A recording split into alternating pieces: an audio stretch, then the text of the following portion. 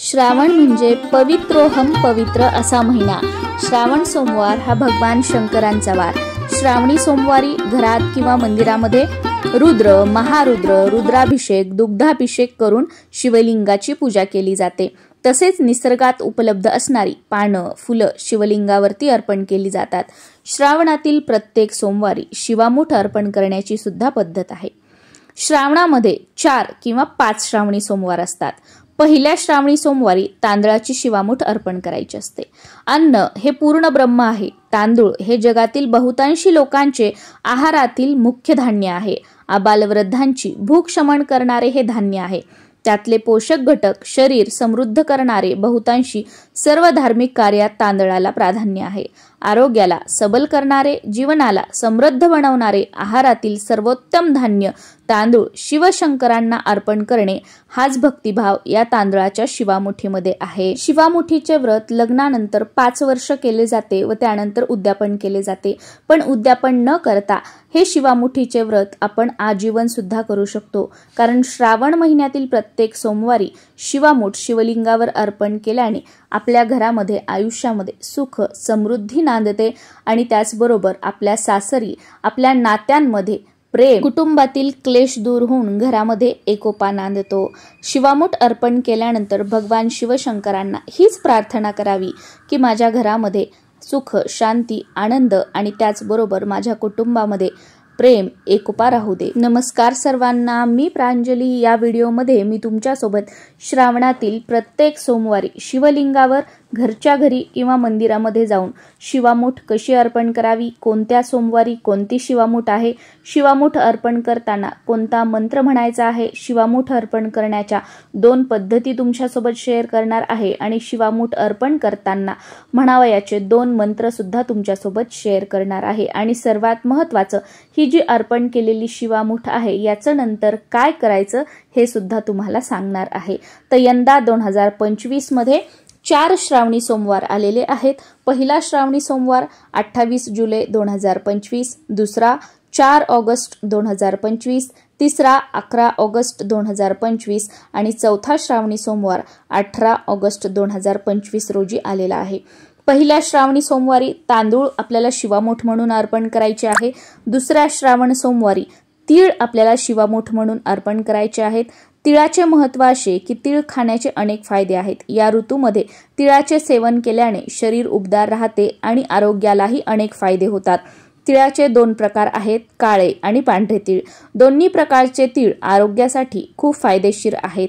Zinc, calcium आणि phosphorus मुबलक प्रमाणात असलेल्या तिळाचे सेवन केल्याने हिवाळ्यात सांधेदुखीपासून आराम मिळतो। तर आपल्याला शिवलिंगावरती शिवामूठ म्हणून पांढऱ्या तिळाचा वापर करायचा आहे, कारण भगवान शिवाला पांढरा रंग हा अतिप्रिय आहे। तिसऱ्या सोमवारी मूग ही शिवामूठ आहे।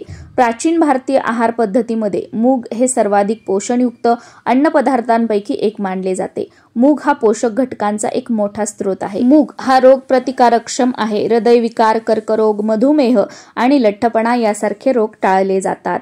चौथ्या सोमवारी जव म्हणजे जवस ही शिवामूठ आहे। जवस हे पचनक्रिया सुधारणारे व पित्त कमी करण्यासाठी मदत करणारे आहे। आहारात जवसाचा वापर केल्याने भूक वाढते आणि पचनक्रिया देखील चांगली राहते। हिरड्या मजबूत होण्यासाठी आणि दात दुखत असतील तर जवसाचं तेल हे फायदेशीर ठरतं। आणि जर का श्रावणामध्ये 5वा सोमवार आला तर त्या सोमवारी सातू ही शिवामूठ म्हणून अर्पण केली जाते।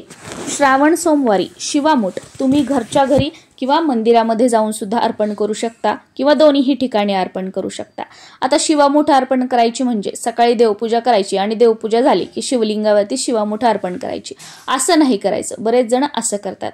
तर शिवामूठ अर्पण करण्यासाठी देवपूजा अगोदर करून घ्यायची। त्यानंतर एखादा चौरंग किंवा पाट मांडायचा, त्यावर पांढरं वस्त्र अंथरून घ्यायचं। सुरुवातीला गणपती बाप्पांचं पूजन करायचं। त्यानंतर शिवलिंग आपल्या देवघरातील घ्यायचं आहे। शिवलिंग ताम्हणामध्ये घ्यायचं। शिवलिंगावरती अभिषेक करायचा। सुरुवातीला स्वच्छ पाण्याने, त्यानंतर पंचामृताने किंवा दुधाने आणि परत स्वच्छ पाण्याने। अभिषेक करून झाल्यानंतर एक स्वच्छ ताट किंवा ताम्हण घ्यायचं, त्यामध्ये शिवलिंग ठेवायचं आहे। शिवलिंगाला भस्म अर्पण करून घ्यायचं। शिवलिंगावरती बेलपत्र अर्पण करायचे। श्रावणी सोमवारी जर तुम्हाला 108 बेलपत्र मिळाले तर अतिशय उत्तम, पण 108 बेलपत्र नसतील तर जे काही बेलपत्र असतील ते आवर्जून अर्पण करायची आणि शिव अष्टोत्तर नामावली म्हणत म्हणत बेलपत्र अर्पण केली तर अतिशय उत्तम। बेलपत्र अर्पण करताना बेलाचं देठ जे आहे ते काढून घ्यायचं आणि जो निमुळता भाग आहे, जो मऊ भाग आहे तो शिवलिंगावर येईल याप्रमाणे बेलपत्र ठेवायचं आहे। बेलपत्राचं देठ जे आहे ते आपल्या अपोजिट साईडला करायचं आणि बेलपत्राचं जे मधलं पान आहे ते आपल्या साईडला येईल याप्रमाणे बेलपत्र शिवलिंगावरती अर्पण करायचं आहे। बेलपत्र अर्पण करून झाल्याच्या नंतर जी शिवामूठ आहे ती आपल्याला अर्पण करायची आहे। या व्हिडिओमध्ये मी तुम्हाला दोन्ही पद्धतीने दाखवत आहे।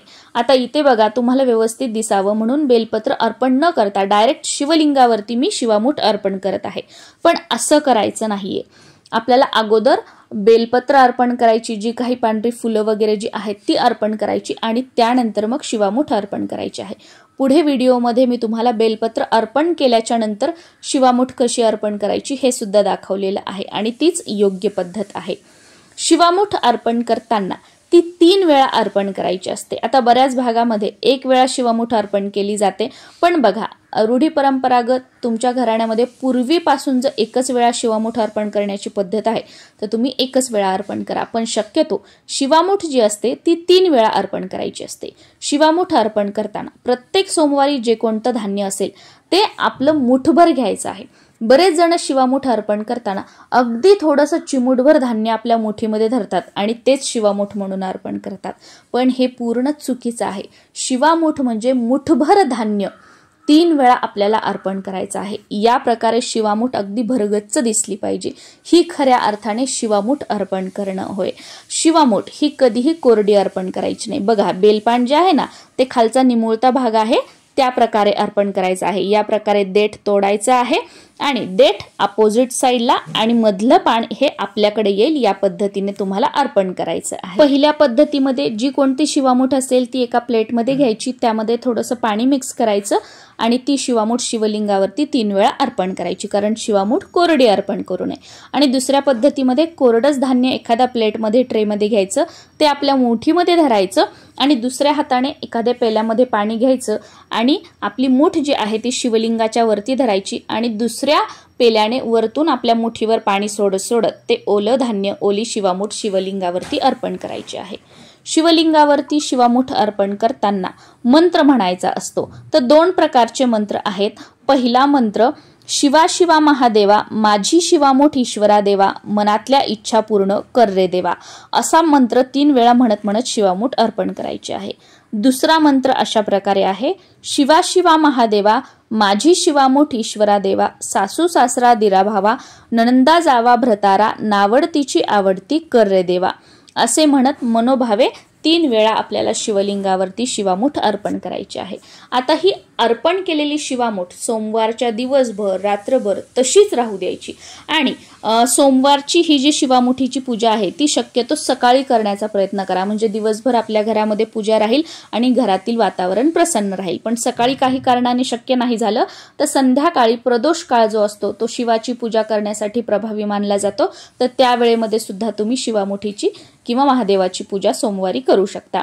ही जी शिवामूठ आहे दुसऱ्या दिवशी उत्तर पूजा झाल्यानंतर त्यातले फुलं बेलपत्र बाजूला करून हे जे धान्य अर्पण केलेलं आहे ते काढून घ्यायचं आणि तुमच्या घराच्या आजूबाजूला कुठे मोकळी जागा असेल, एखादं मोठं झाड असेल ज्या झाडावर पक्षी वगैरे येतात तर त्या झाडाखाली एखाद्या द्रोणमध्ये प्लेटमध्ये तुम्हाला ठेवायचं आहे, जेणेकरून ते पक्षी हे धान्य ग्रहण करतील आणि यामुळे आपल्याला अन्नदानाचं पुण्य जे आहे ते सुद्धा घडेल। किंवा हे जे धान्य आहे हे तुम्ही दुसऱ्या दिवशी वाळवू शकता, ते सुकायला ठेवा।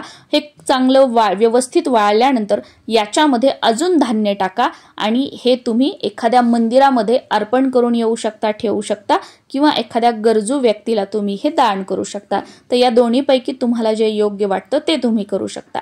आता हे ओलं झालेलं धान्य आहे तर यातील अगदी थोडंसं धान्य काढायचं, ते वाळवायचं, अजून दुसरं धान्य घ्यायचं, त्याच्यामध्ये ते आपण शिवामुठीचं काढलेलं धान्य टाकायचं आणि हे तुम्ही दान करू शकता।